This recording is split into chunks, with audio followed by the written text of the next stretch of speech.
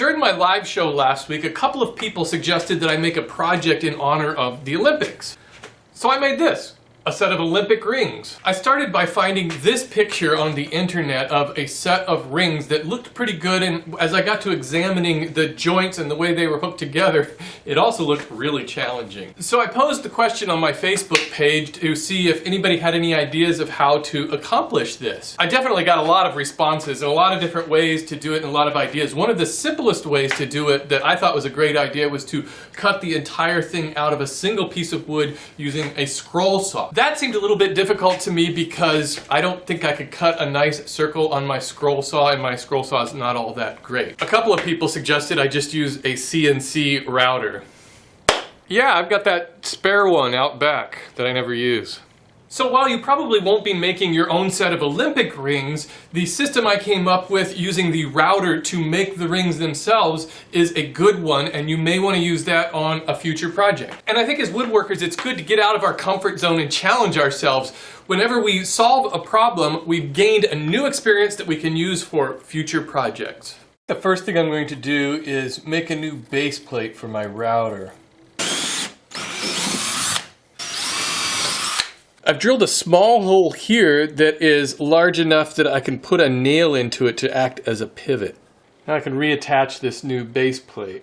This is going to be my workpiece, and I've drilled a small pilot hole here to guide this nail, and I want to attach this piece to this board in the back. Just cutting the head off of that nail. Now I can drop that little hole onto that pivot point.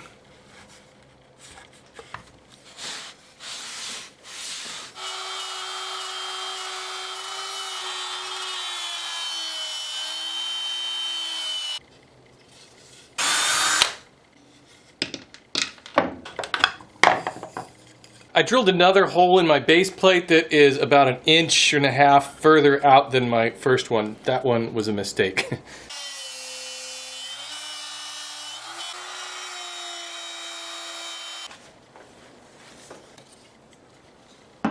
So these are the two pieces that are going to make up the rings. One is slightly larger for the wall of the ring. Now on this third piece, what I want to do is just trace this circle out. And I'm just going to cut this out on the bandsaw.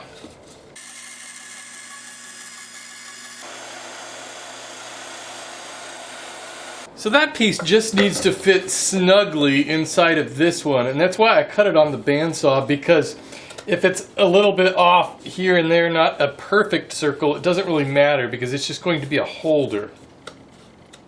But that fits pretty well. I'm going to glue both of these circles together. I've put a hole in the center of each of these just so that I can align them together.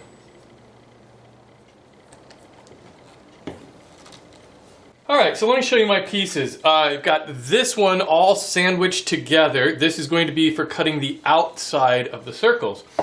This is for cutting the inside circle. So both of these I'm going to screw down onto this board. This is just two boards. It's a board and a piece of the 1/2 inch MDF that I've attached to the board and cut out a crude hole. And that's just so that I have a support for my router when it goes around. I'm going to start by roughing out this inner circle, making it just slightly smaller than the final size.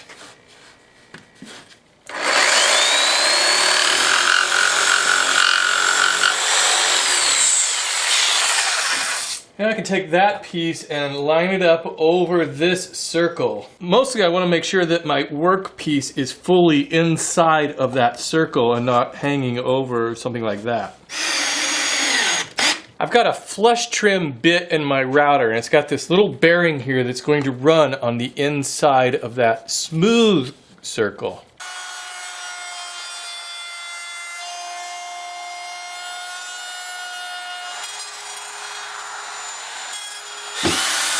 Now what I need to do is move it over to this jig so I can cut out the outer circle. But first I need to rough this circle out just like I did this one.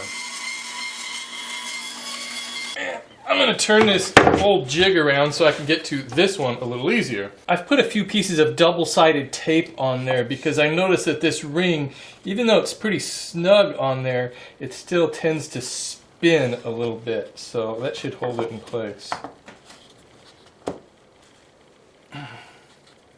So now I'll just do the same thing using that same flush trim bit in my router, and I'll keep that bearing up against that MDF circle on the bottom.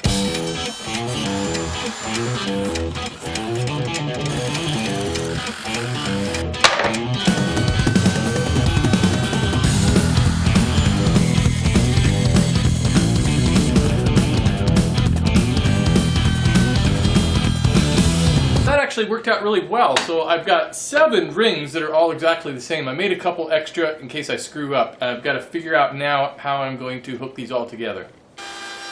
I decided to chamfer the inside and outside edges of the rings.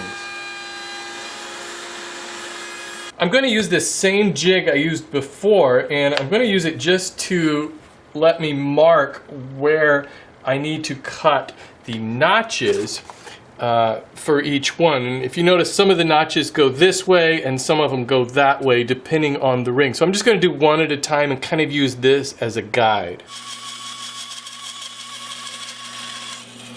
Now cutting these out on the bandsaw is plan B. Plan A didn't quite work out. I was going to do this on the router. You can click the link here if you want to see what I was trying to do and why it didn't work out.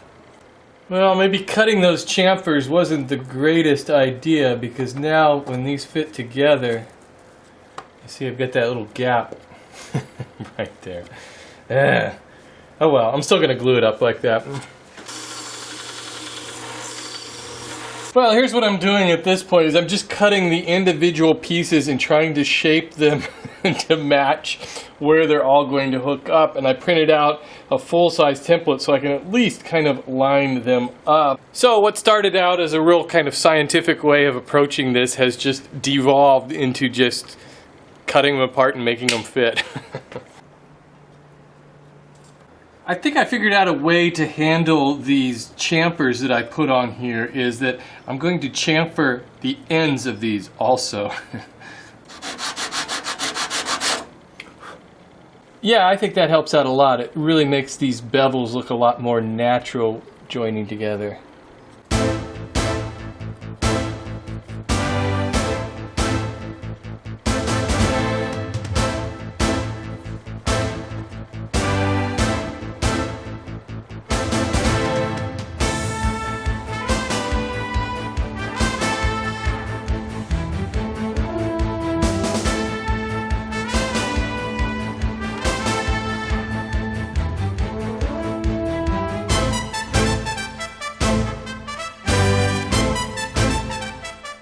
If you'd like to see last week's project, a trio of trivets, click the link right here.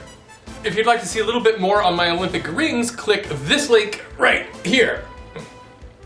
Don't forget to subscribe to my YouTube channel, where I have new woodworking videos every Friday. And while you're at it, head on over to Facebook and like the Woodworking for Mere Mortals Facebook page. Thanks guys, talk to you later. London 2012, Misty and Carrie.